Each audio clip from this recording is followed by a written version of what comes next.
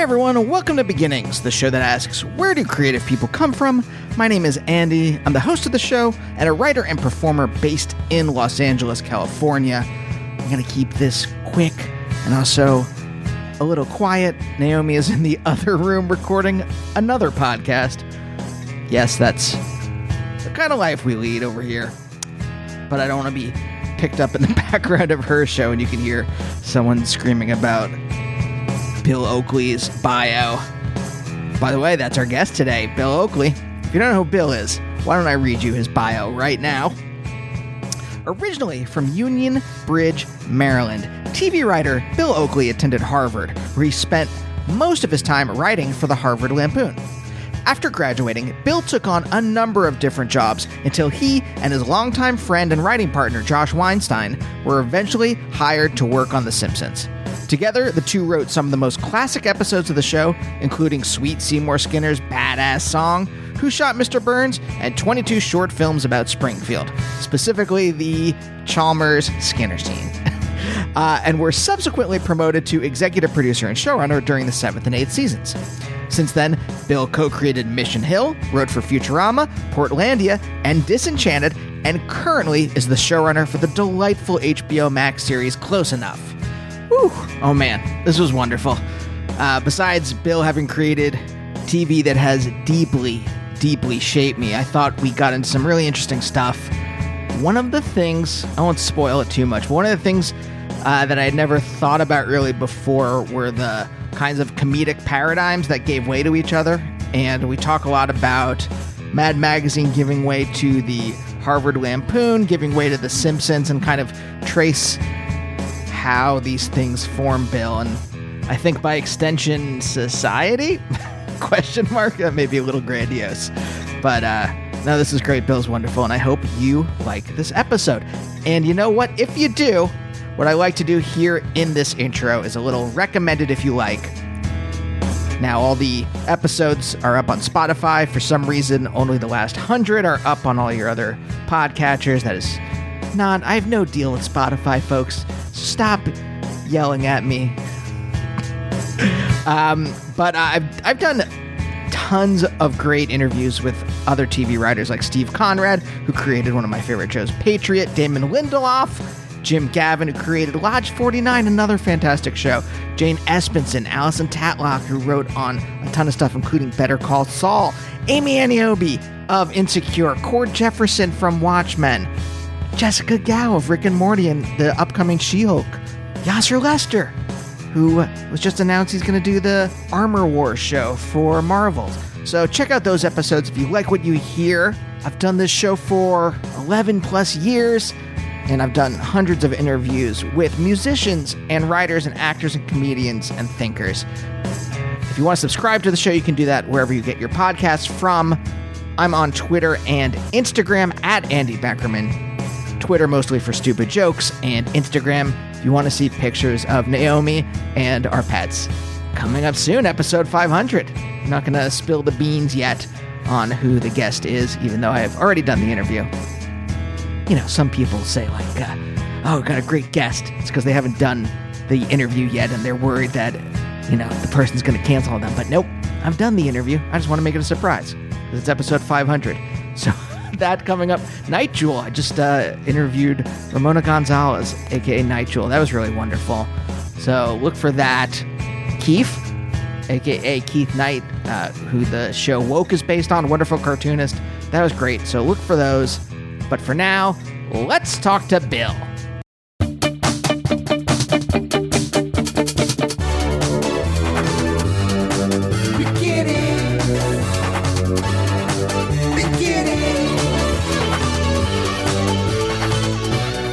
I have a story about you in my head that I concocted from reading your Wikipedia page. I don't know how much of this story is actually accurate. We will find out over the next hour or so. Okay. Okay, because I created the story. I'm like, okay, you went to St. Albans, you went to Harvard. I created this like elite story for you, and then it also says you grew up on a farm. So I was trying to square those facts together, and I didn't know if my brain could.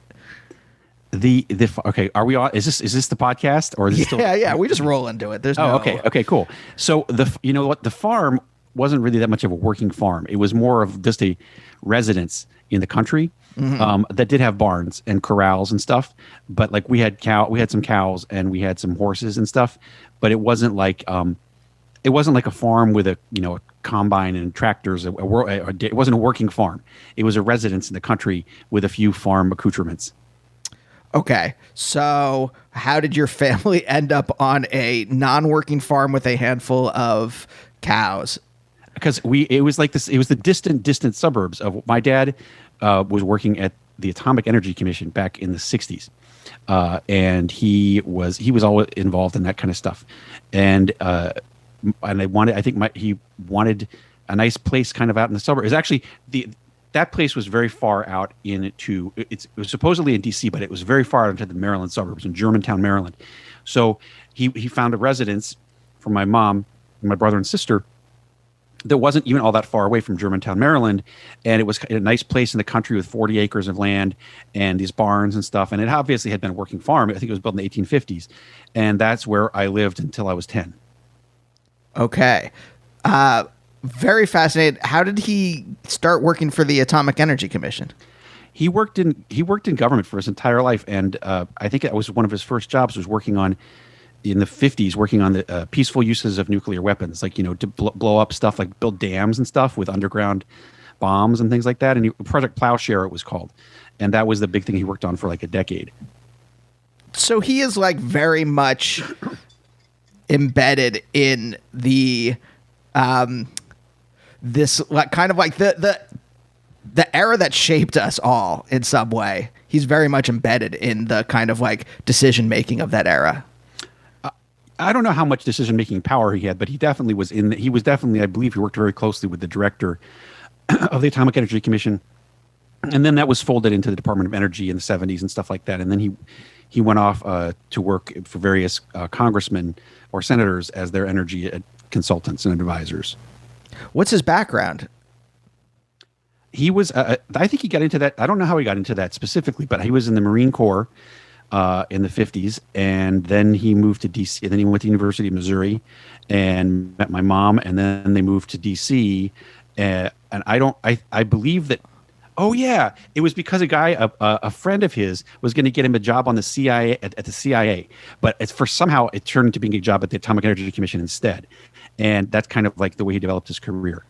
Wait, sorry. Go back to that for a second, because there's two very distinct pathways. One is, assassinating people in foreign countries, and the other was, like you said, peaceful uses for nuclear weapons.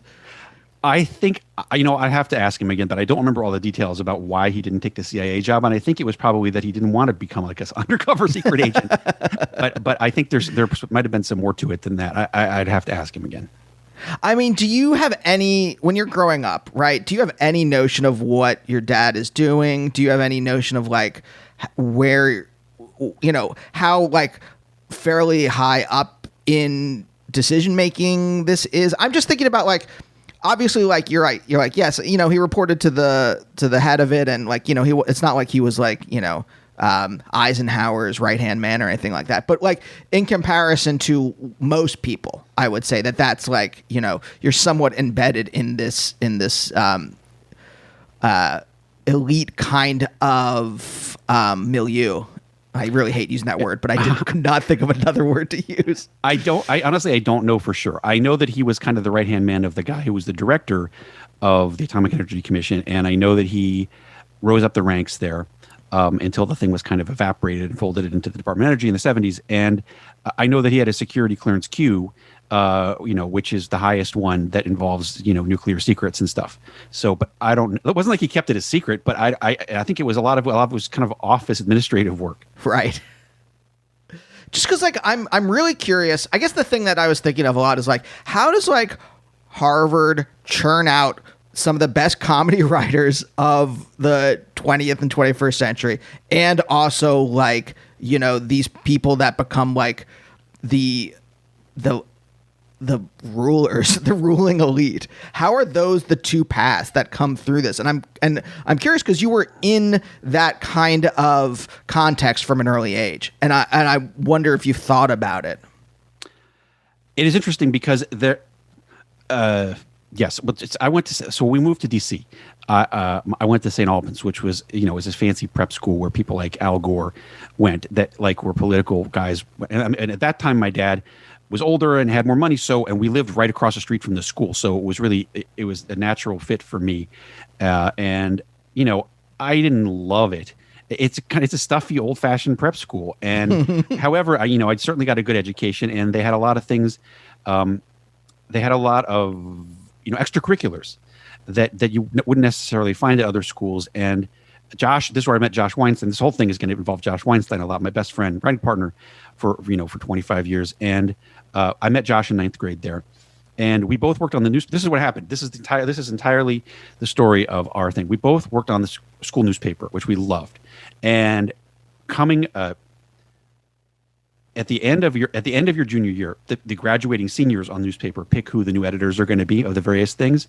And I didn't get the job I wanted, which was the editor of the back page. Back page is the funny page, and it had comics and movie reviews and crap like that. And I didn't get it, and I got a much shittier position.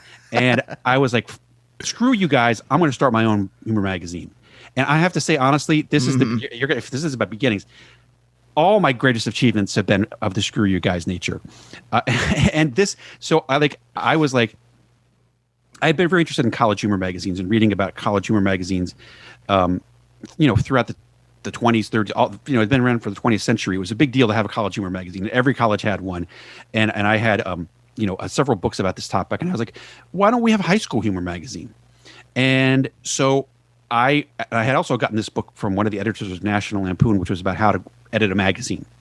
And so I was like, it can't be that hard to make a magazine. So I was like, screw you, school newspaper. I'm angry at you for this, and I'm going to start my own rival publication, which is going to be much cooler. Everyone's going to want to work on it, and it's going to be a humor magazine. And it worked. And basically, so Josh, I founded it, and Josh was the co-founder. And it was a great magazine. It was like 40 pages long, and it was easily better than most college humor magazines because we put so much effort into it. And we sold all the copies in advance because kids were able to charge them to their parents. So we were like, we paid for it and actually made somewhat of a profit. And we had 2 issues, both of which were very good. And that's honestly what got me into Harvard. Like, this is what I later discovered, is that Harvard is looking for people who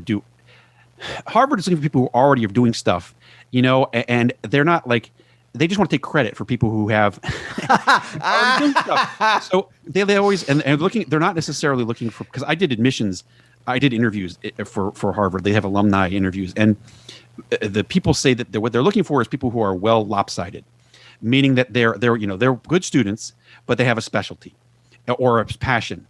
And that was what I was like, I went for broke on my application. Like I had very good grades, but they weren't like amazing. They weren't as good as Josh's.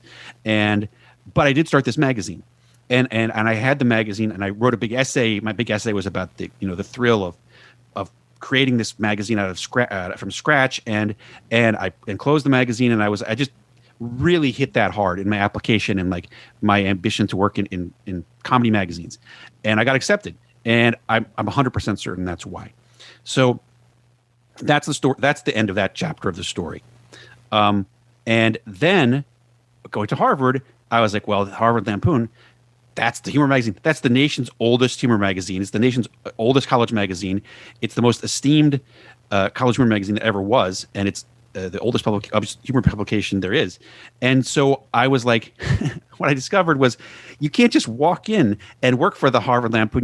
There's a competition to get on the staff. Mm-hmm. Like everything at Harvard is much more difficult and crummy than you would imagine in that regard. Like every single publication of any note, there's a competition to get on the staff. Like you can't just walk in and write on the newspaper or the weekly magazine or the Glee, anything. There's a competition. And the Harvard Lampoon at that time, Conan O'Brien was the president.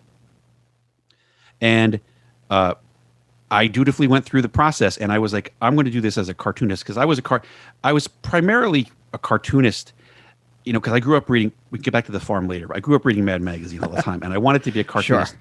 Because I was out there on that weird farm in the middle of nowhere, and there was nothing to do most of the day except read old Mad magazines my brother had left in the attic when he went to college. And that's really my origin story, my superhero origin story. But I wanted to be a cartoonist. and my cartoons were pretty good, and that's a lot of the stuff that was in the humor magazine was my cartoons. So I decided to compete to get on the Lampoon as a cartoonist, and fortunately they liked my cartoons, and I did get on.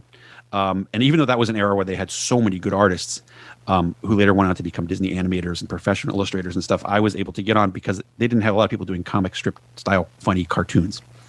And so I did get on, and that's the end of that chapter. And that was when Conan O'Brien was president, and a number of those people that I guess we're going to talk about got on around that same time with me. Right.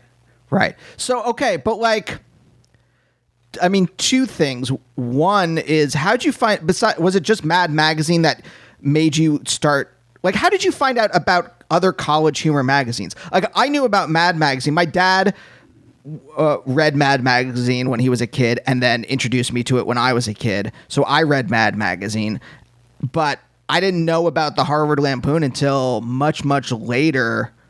I don't even know how I found out about it. Because, I mean, this is all pre-internet, right? So it's not like I can just, like, Google, like, what else is like Mad Magazine?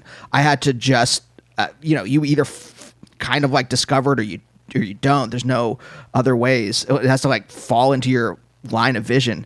So how did you find out about this other stuff? And then the other thing is, how did you have that kind of, like, confidence to be like, this is what I want. I know what I want to do. This is what I want to do. And I'm going to follow this out. Okay, well, the first question is, how did I find out about it? It's all from the Magic Attic. This is the thing, the Magic Attic.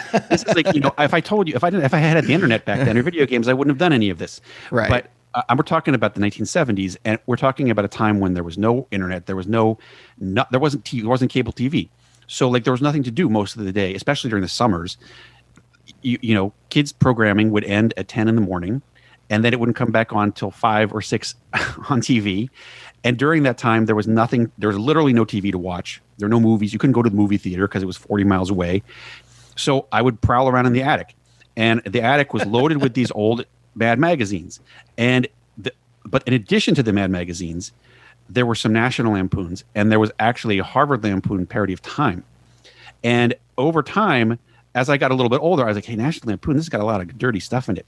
And so did the Harvard Lampoon parody. And I kind of became aware of National Lampoon through that, although there were only 2 or 3 issues. And that Harvard Lampoon parody, and I somehow put it together. And I think I think then when I was more like my 8th or 9th grade, I kind of realized, oh, yeah, National Lampoon it says in that masthead, it's like is operated by license from the Harvard Lampoon. And I was like, there's some connection there. And I kind of figured it out over time. But I wasn't like, I didn't have, my goal was not to get on the Harvard Lampoon. My goal was to go to Stanford with Josh. And I didn't get into Stanford. and that was what, because I was like, we had grown up in this era. Yeah, the Brett Kavanaugh era, where it was like a party. Yeah, where Brett Kavanaugh, I'm sure, was probably at parties that we had attended. And he's such a, I won't get into it. But in any case, a bad representative of our generation. And but I was like, Stanford, that's where they got fraternities. It's all going to be like Animal House at freaking Stanford. And Josh and I are going to go together. And then I didn't get in. So, and I didn't really want to go to Harvard, but because it was really boring when I visited. And it was, everyone was a huge nerd. And I was like, this is not what I've seen. This is not what I've seen in Animal House. They're not the movies that I have seen. This place is boring. And I was depressed I didn't get into Stanford, but I went to Harvard. And the thing, what I found was that the Harvard Lampoon was this weird refuge from the rest of Harvard. Okay, so that's the answer to your first question. What was the second question again? How did you have that confidence? I mean, I won't go into the full story because people on the show have heard it a million times. But like, I went through a bunch of different iterations. I thought I was going to be a physicist at first. I went to college thinking I was going to go into physics. I ended up in philosophy. I ended up getting a graduate degree in philosophy, all because like I was kind of I knew what I wanted to do in the back of my head, but I couldn't admit it. And I didn't know any of this stuff was a possibility, right? So it wasn't until I was like 30 till I kind of figured it out.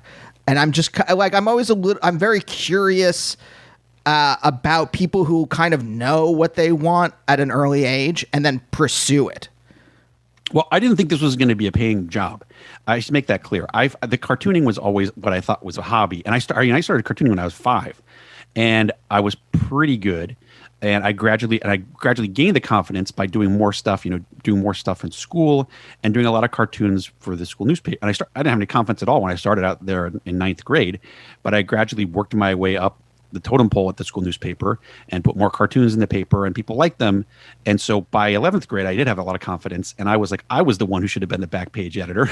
I'm not going to stand still for this. Now, as far as that, I never thought this was going to be a paying career, or that I was going to go into any of this stuff. I assumed that at some point I was going to have to go do something else that was somewhat creative, like maybe being an architect.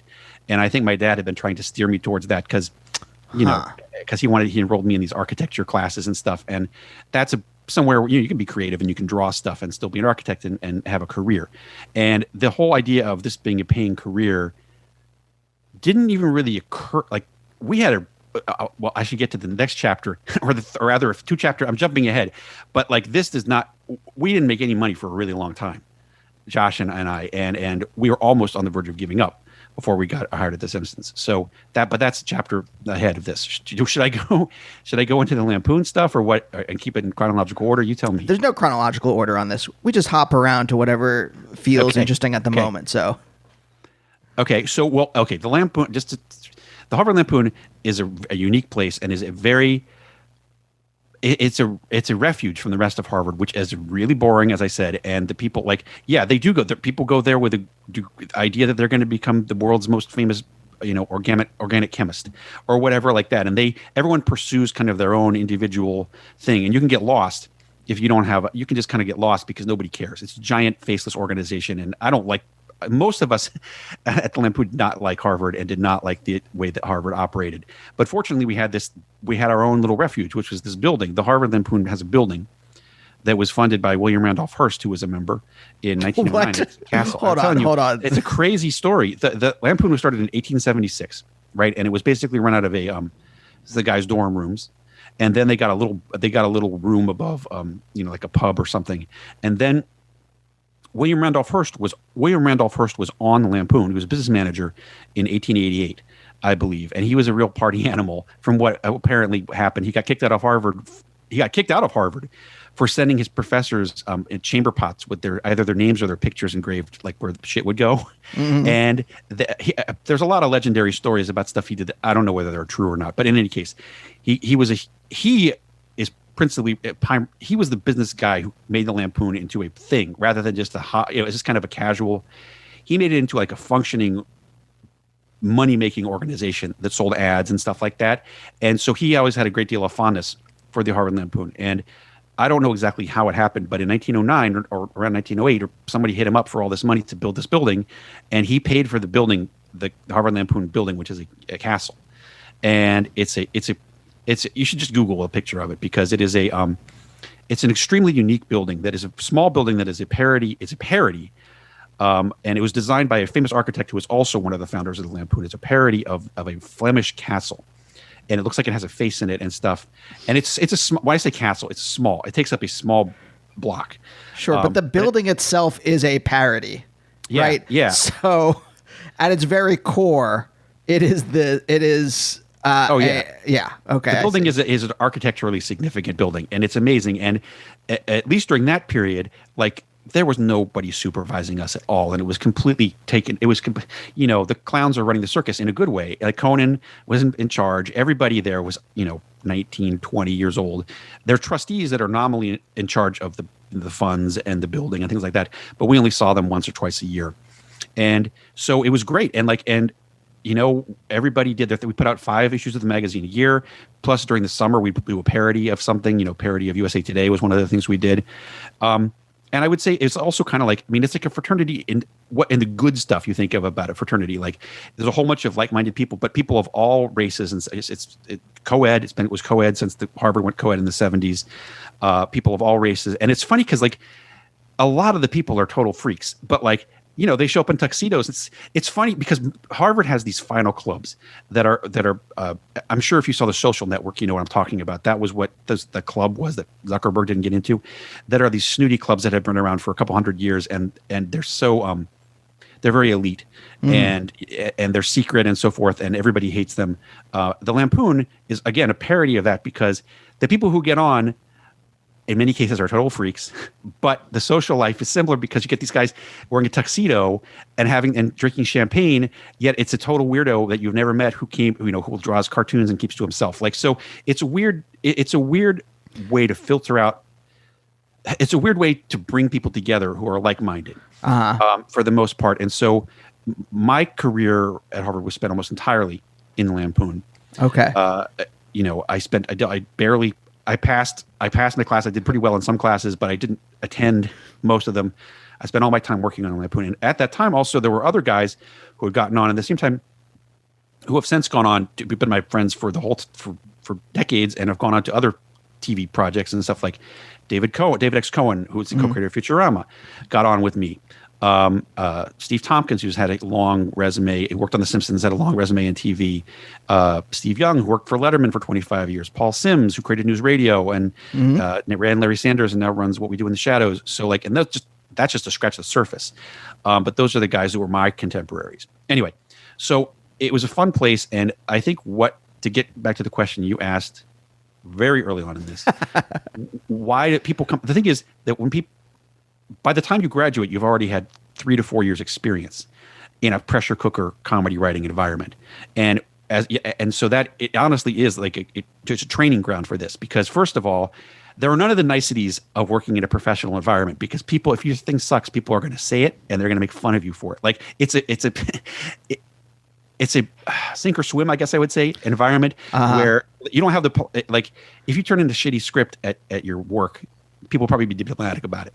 At the same, like, I don't know, this joke kind of bumps me. They won't be like, this fucking sucks. Can you rewrite totally. it? So it is like that, and I guess you develop not only do you develop your skills, but you also develop the ability to work with other comedy writers in a unforgiving environment. And so when people graduate, some of them have skills that other people would not have gotten from. I think that's part of the reason that also we're talking about people who have self-selected as people who are passionate about comedy or comedy writing or comic illustration. So, and they've had. Can I pause you for 1 second though? Because were you? This is the thing that I'm kind of curious about. Were you already emotionally set up to, where that was like water off a duck's back? So a couple episodes ago, I talked to Michaela Watkins. And we were talking about how, like, her family, they roasted each other. And so by the time she got to Hollywood and she would get all these no's, she's just like, oh, okay. And then she would just go, like, it didn't hurt her in any way, in the way that, like, a no from someone might hurt, or like, hey, this script sucks, or hey, this cartoon sucks, might hurt someone else. I read, like, someone says something bad about something I've done on like iTunes, like an iTunes review. And they're like, I don't know about this. And I like obsess about it for a day. It seems like that. No, you don't get over that. You never get over that. I'm still exactly like that. And I've always been exactly like that. I think it's different. I'm talking about more like with your coworkers and your contemporaries. When your stuff fails to succeed with your audience, that continues to annoy and never stops annoying and upsetting. But like I'm like a black hole of need, right? So like it's like, please reaffirm me at all moments. And I mean, look, I'm in therapy, we're dealing with it. But I'm just saying, like, you go like, but you get into this school where it's like where it is this pressure cooker and people are not being kind about things. I'm sure they're not being like assholes, but they're being like, hey, rewrite this, it's not funny, or whatever, or they're just like being blunt. Maybe that's the word I'm looking for. They're being blunt. And I'm just curious, like, if you were like kind of resilient, like you would hear that and be like, okay, I'll do that, or if it would just like wound you. I think the thing is, it's all within its own context. By the time you're a senior in the Lampoon, you're used to doing that. But as soon as you go out into the real world, you don't count. You're nothing. Once again, like you have your credentials from having worked on the Harvard Lampoon if people care about that. But once you're actually out in the professional world, people can read your scripts, it doesn't count for anything. And that's like, so yes, the rejections you build up an armor based on the circumstances, but your armor basically evaporates once you leave the cloistered environment of the Lampoon and get into the real world. I see. And the same thing at the Simpsons. I'll say, once you leave the Simpsons, same thing happens, because at Simpsons you're all like, it's again a very cloistered environment where you don't have to deal with the outside world. And the second you try to go sell something to a freaking TV network, they don't care that you work for The Simpsons. They don't care anything. And none of your credentials count for anything ever. And that you have to continually reinvent yourself on every project. I think that's one thing I've learned is that, like, yes, you can build up a resume, but the resume only gets you into the room. They don't buy your thing because of your resume, unless you're, Aaron Sorkin or whatever. They will buy your thing because of your resume. But in general, the resume will get you as meeting, but they don't care. My pilots get rejected all the time, to my continual frustration. And they'll buy the pilot, they'll buy a pilot script, maybe, to see what it looks like, but then they don't make it. Sure. Anyway. Sure. No. Well, the thing I've learned in the past couple of years is attach a famous person. Have a famous person there with you, and maybe that will help.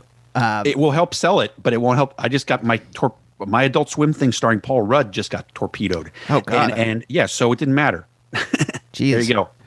Well, all right. Every time I think I figured out this business, then I learn a new thing that makes it that upends me. But I'm really curious about this, because of this path that you were on. If there was any kind of were you raised in an emotionally open household? I'm curious about other people who don't have the void that I have inside. I'm really curious about what that existence is like. No, it was not an emotionally open household. It was very much like and I think people continue to marvel about this. Because it was very much like your TV household from the 50s, like your Father Knows Best style household, and there was never any raising of the voice. And I think people, for this reason, probably think that I'm emotionally constipated, and I probably am. But perhaps that's a benefit, because there wasn't it wasn't like your stereotypical Italian family where everybody wears their hearts on the sleeve and there's a lot of dinner table fighting and loving and making up and whatever. No, it was very much it was like Father Knows Best or the Dick Van Dyke Show. Mm-hmm. So, yeah. Okay. So, but were there, what I want to try to figure out is the level of this. Were there I love yous, or was it total, very waspy, patrician type? There I love yous. You kiss goodnight when you go to bed, that type of thing.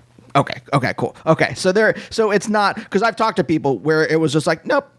Even on my father's deathbed, we didn't say I love you. It was total a frozen. Emotionally. Fortunately, right? It wasn't like that. Okay. So, because I think there's this kind of evolutionary benefit in terms of this business of being a little bit shut down. I know that. Pre-therapy for me, I think I was better at this than I'm a better human now, but I think I was more resilient before when I was shut down than I am now.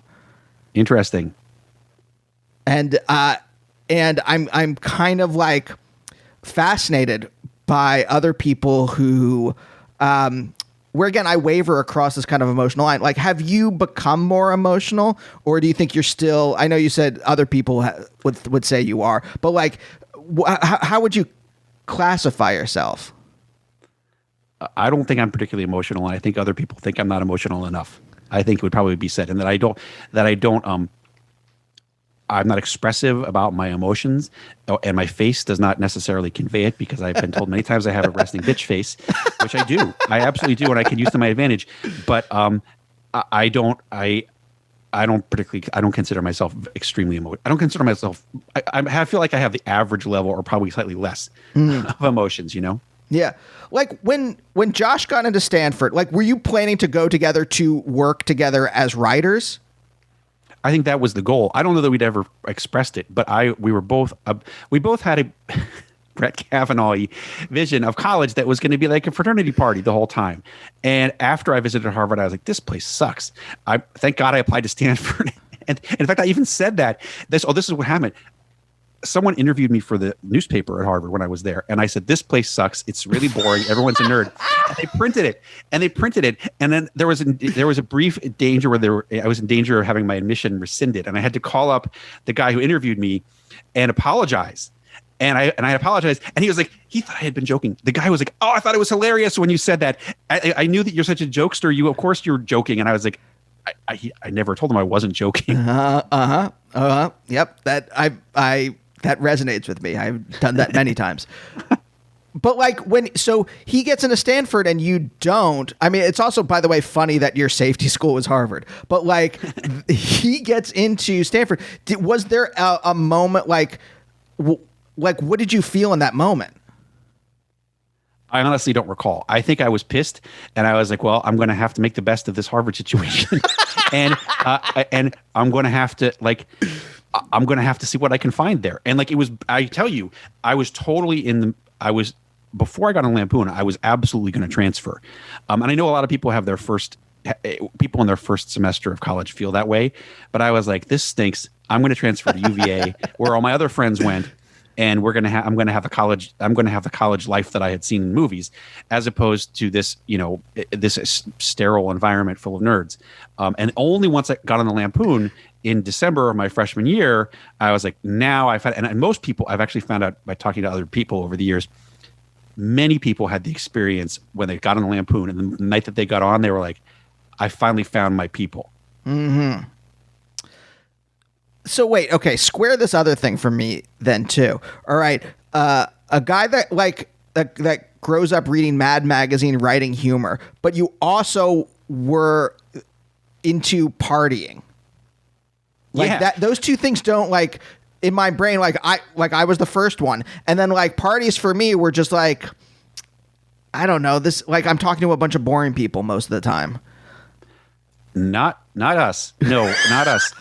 This was also like, again, I hate to keep bringing up Brett Kavanaugh, but he was such an embarrassing spectacle to those of us who grew up in that same exact year. I think he was 1 year older than me. He went to a school that was like one of our rival schools. I guarantee we went to parties together.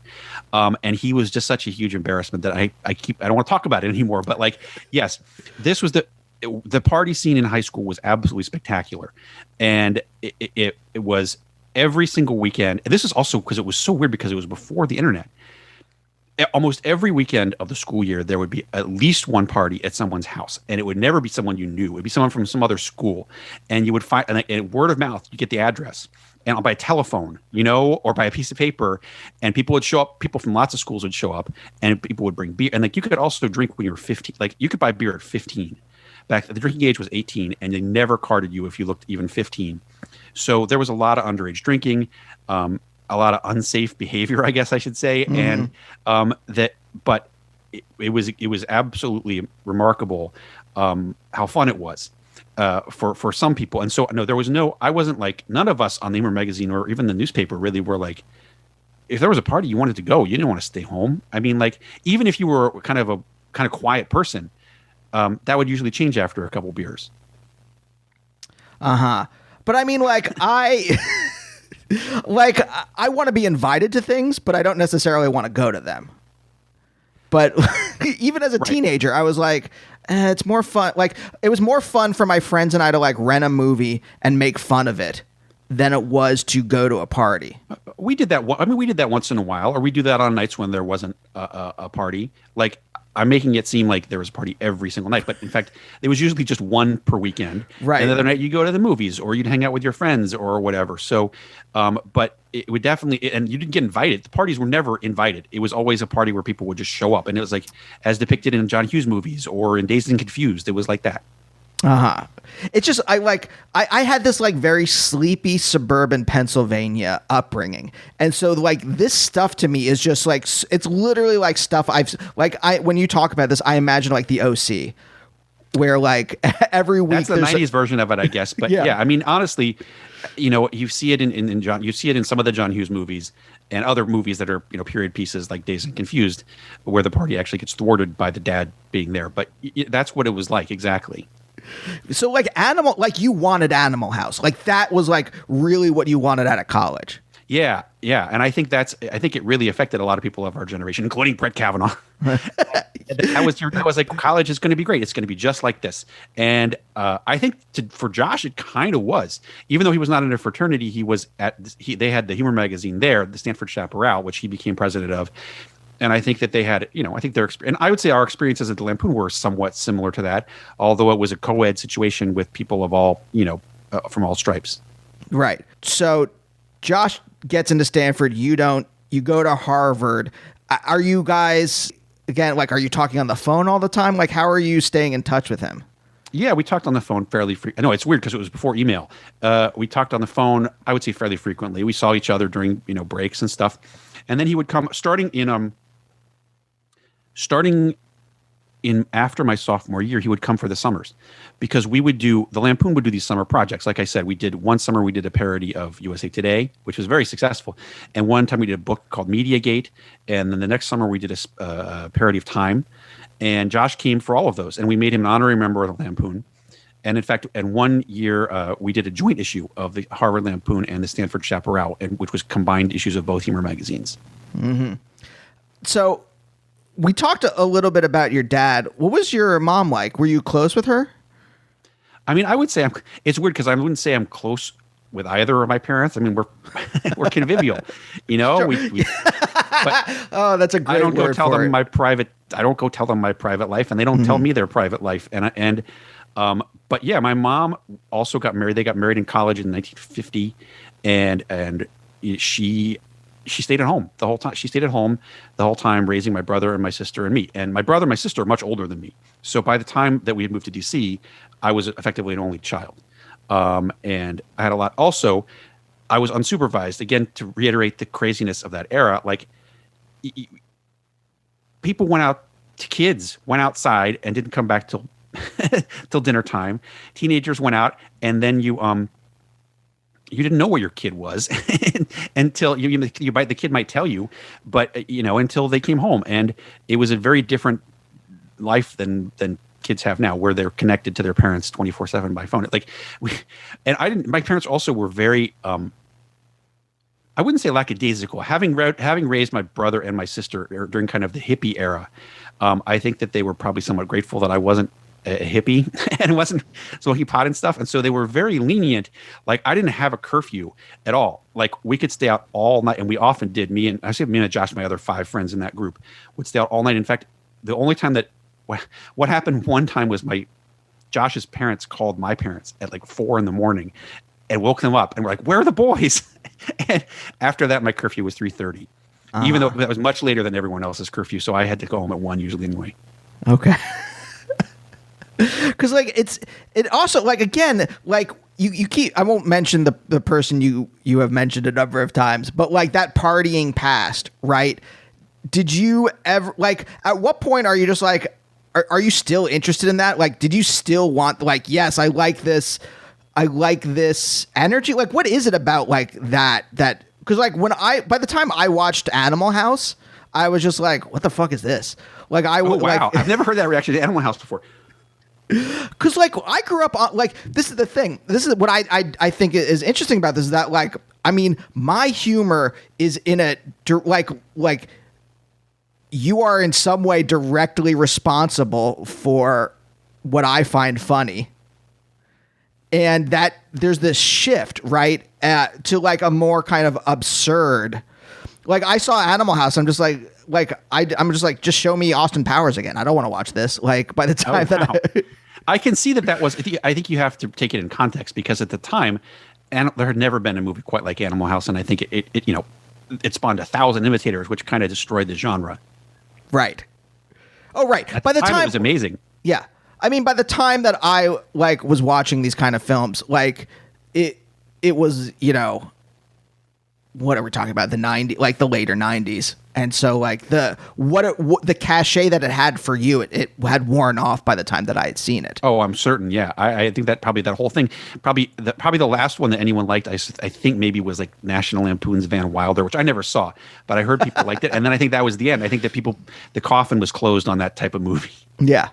Yeah. But like, was it the energy? Was it the American Pie? I guess American Pie kind of, though, people like that, right? I mean, that was kind of formative for some people, younger people. Yeah. I mean, I saw that in the theaters, but it was like, I was already formed as a person, right? I was formed by The Simpsons. I was formed by Weird Al. I was formed by Mad Magazine by that point. Like, all those things had like crushed my brain. Had like pointed me in a certain direction where I'm like, oh, okay, so this is what is funny. But like there, like, that's where I'm like the like that kind of like absurdism. Like, where does it come from in you? Does that make sense? This is a very interesting topic that I actually read something about. I think it comes from how do I begin this? I think it was The Simpsons actually was the first.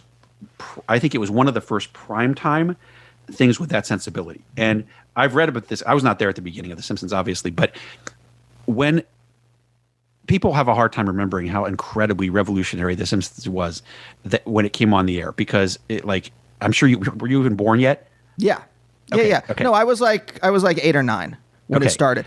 So there hadn't been anything. First of all, there hadn't been a cartoon on primetime since the Flintstones.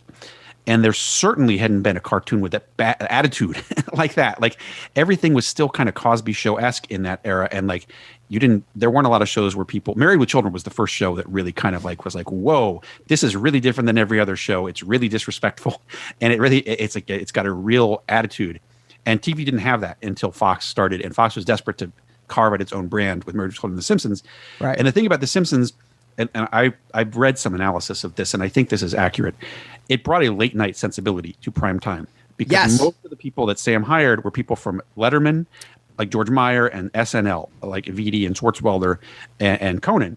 And I believe that is what you're referring to, is the absurdism, and that became over the course of the first decade of The Simpsons. That kind of stuff seeped into the mainstream.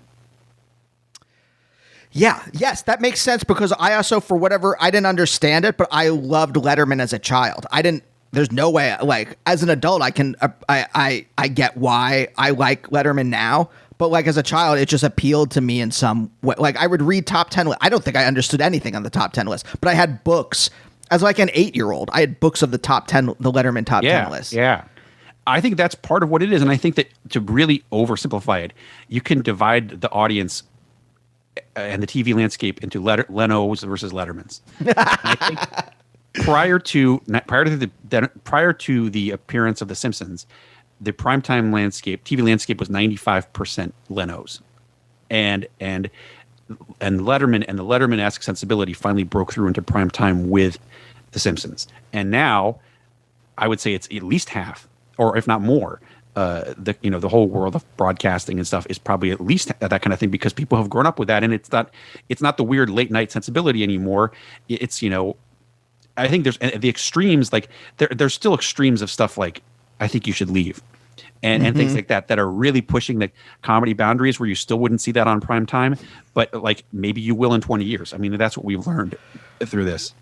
I mean, have you watched the new season yet? I can't wait to see it. It's so good. It's incredible, and it's also maybe one of the darkest things I've seen in a long time. But like, I mean, this is one of the things I'm really fascinated in is when something that like starts off as, I would say probably niche, like a niche kind of, like I'm obsessed with this idea of like calling like regular culture like a kind of like beer commercial ideology. And that's, I think, why this is like bumping in my head as I'm like talking to you, where I'm like to me, a party is something that that like is a beer commercial ideological kind of thing. Like, yeah, I want to like get drunk and like rage and like play pranks and stuff like that.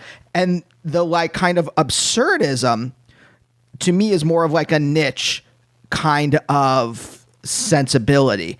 And to trace out how this works in culture. And I wonder if it really is that kind of like that The Simpsons was this like neutron star, like whatever, something. I'm trying to think of something that's like incredibly dense that like warped the space time of culture or the space time of ideology to, sorry, that might've been a little too much, but I'm just like, I get it. But does that make sense? Like, I'm wondering if that's what it is. I think that is a legitimate theory, and I think and I've said this. I actually said this about Mad. Like, most people had their sense of humor. Most people who grew up between 1955 and 1975 had their sense of humor to some degree shaped by Mad magazine. And I think that as Mad entered its final years, The Simpsons took over that role, and it became the shaper of young people's senses of humor, at least in the 90s and maybe the early 2000s. Yeah.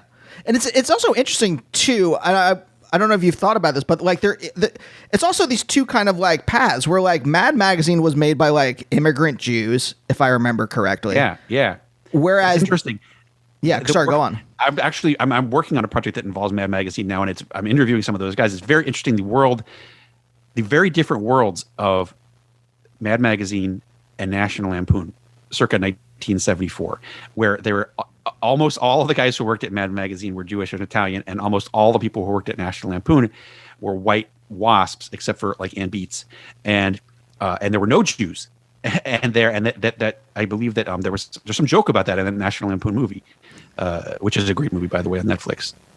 Yeah. Oh, yeah. I remember that. But so like, yeah, that is really interesting how you have these two kind of like parallel things, but that share a sense of humor. Yeah. And I think that, many of the people who worked on the Lampoon in my era, and probably the people who worked on National Lampoon in the 70s, had also had their humor shaped by Mad Magazine too. So it really all goes back to that. But then they took a somewhat different spin with it, of the absurdist, the absurdist bent. And then it evolved into this weird hybrid of stuff that you'd see on Letterman. And as I said, then that moved to the Simpsons in the 90s. Yeah. In 89.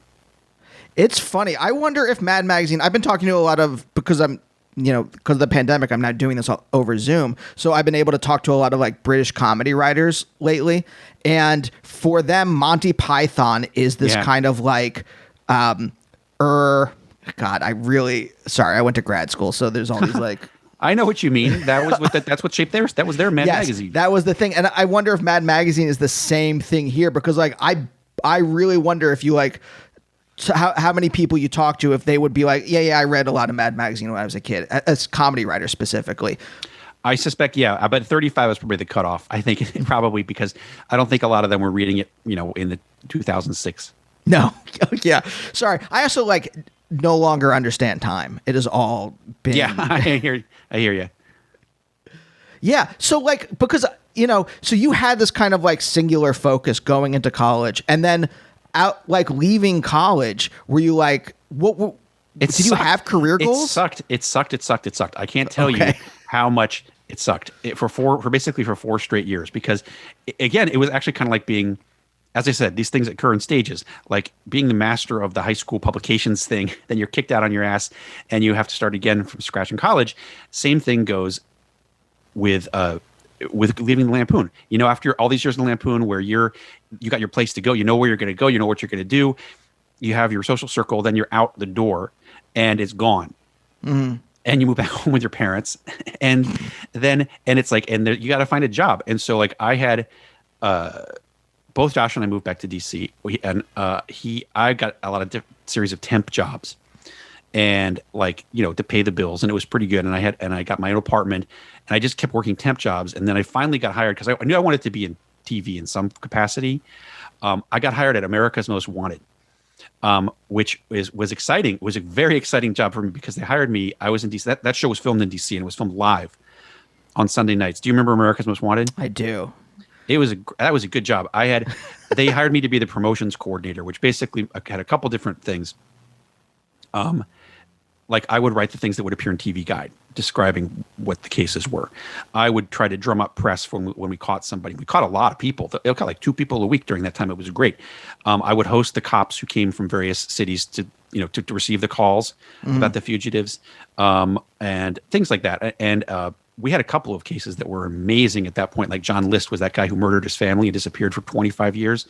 And we had a forensic sculptor make a version of what they thought this guy would look like, and it looked exactly like him, including the glasses. What? And it was on the front page of the New York Times, and that was when I was there. That was the most exciting moment.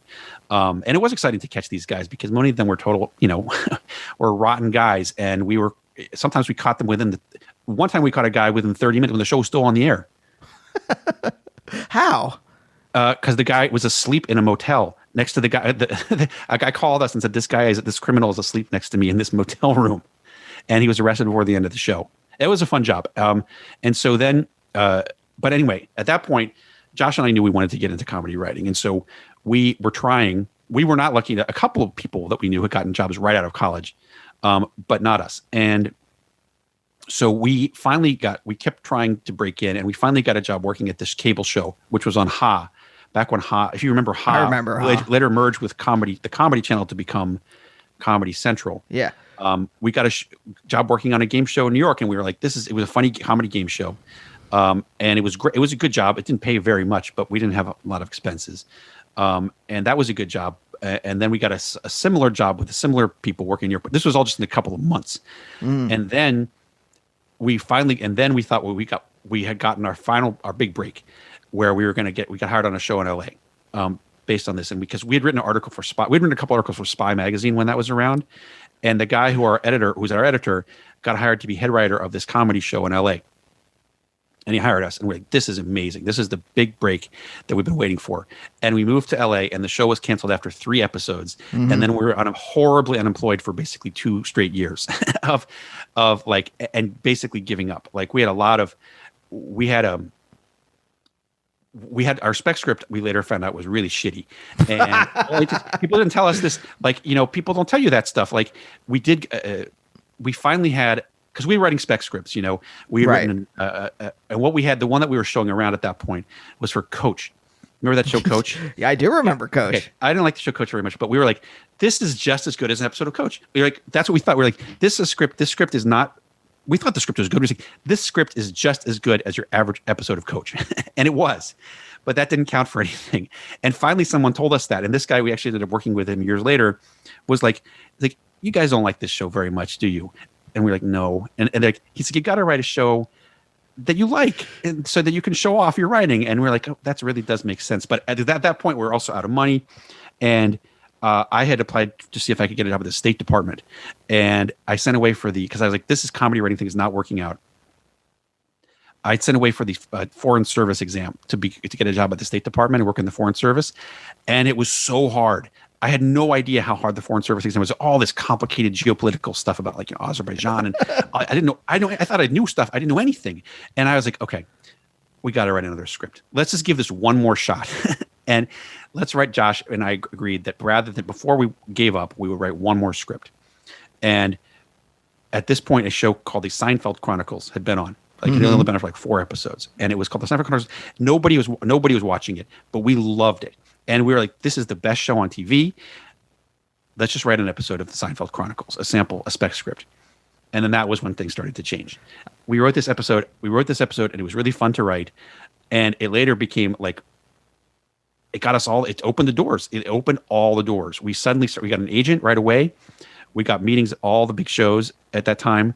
And we eventually, in the show, and it got read at The Simpsons, by guys who we had previously met, Mike Reese and Al Jean, who had been on Lampoon like a decade earlier, and they loved it too. Even though one of them only one of them apparently had ever heard of Seinfeld, they loved it enough to give us an episode assignment. And then we wrote Marge Gets a Job, which was a story Conan had made up. Right. Okay. I have a couple questions coming out of this, but one like more procedural one. All right. So you've been writing spec scripts.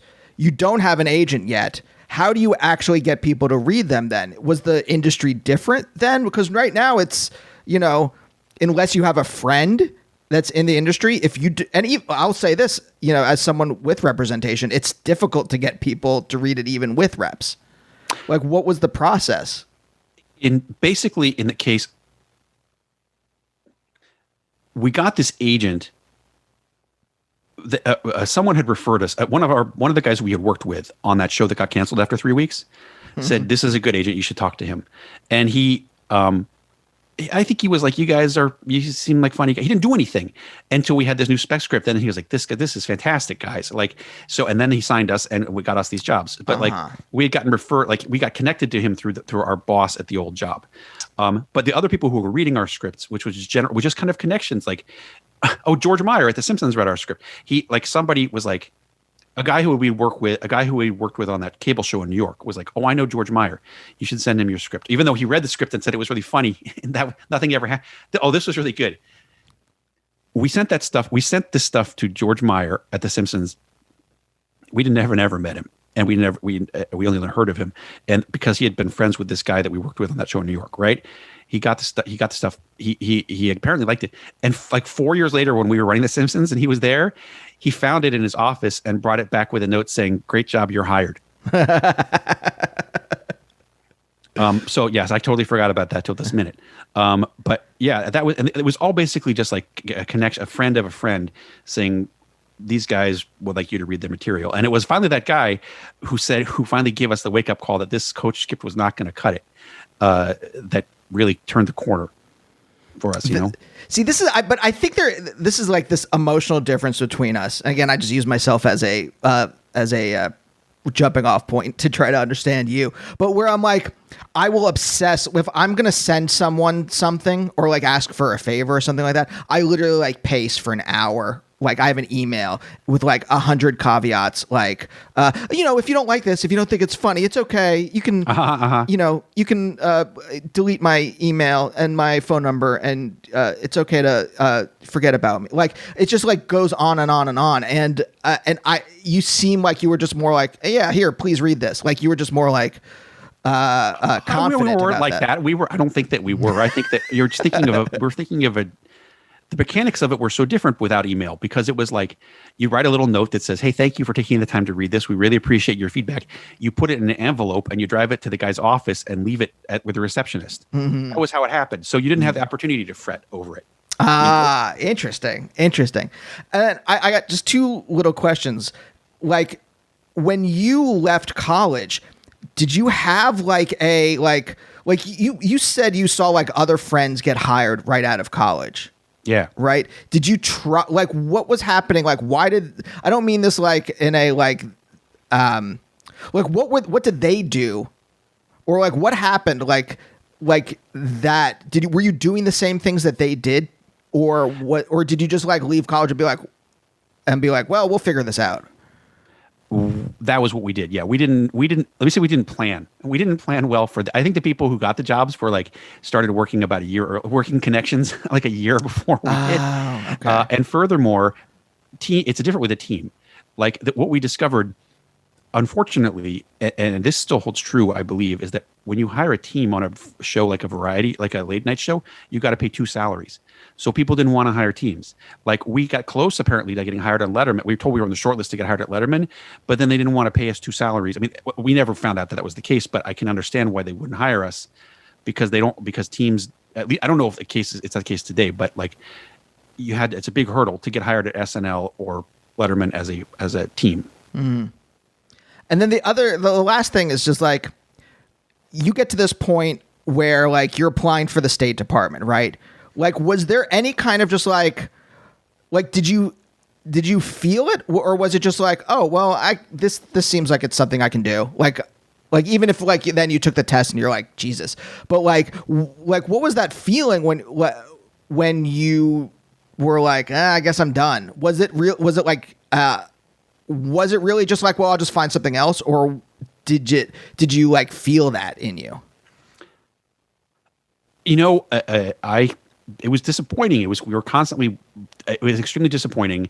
I felt like we were, how long are you going to give it? That's the thing when you move to LA and you want to break in.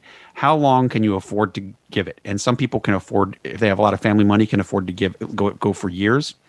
And some people, just have to make ends meet and get another job, and then eventually have another 30 years later, they're doing something that they never intended to do. So that's like, I think we were kind of at the end of our rope, and I don't think we were thinking like, let's move back to DC where we know what's going on.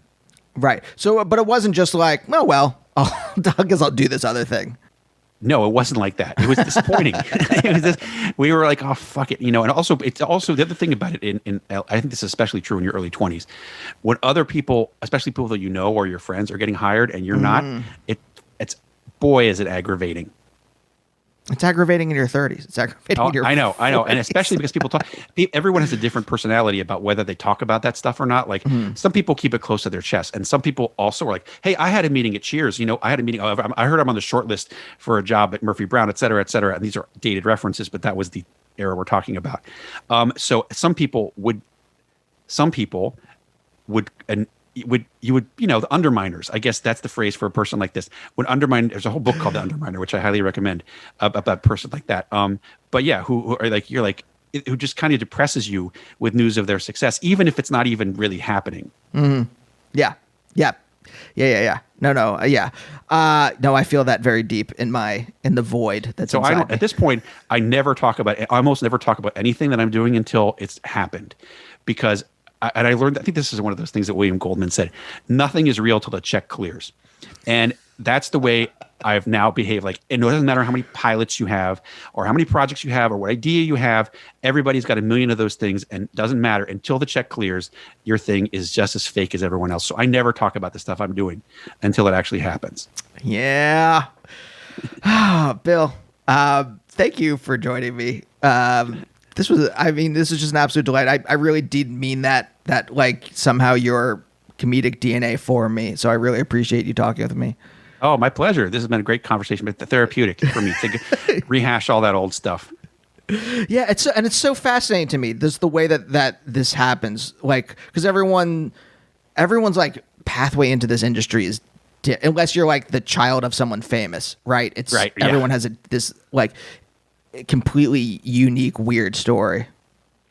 Yes, I mean, it was. There were a number of ups and downs, and as I said, I think if it had not been for that person's advice that we needed to write a new script, everything would be totally different.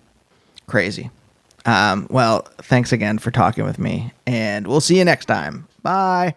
Bye, oh, bye, oh, bye, oh, bye, oh, bye, oh, bye, oh, bye, oh, bye, oh, bye, oh, bye.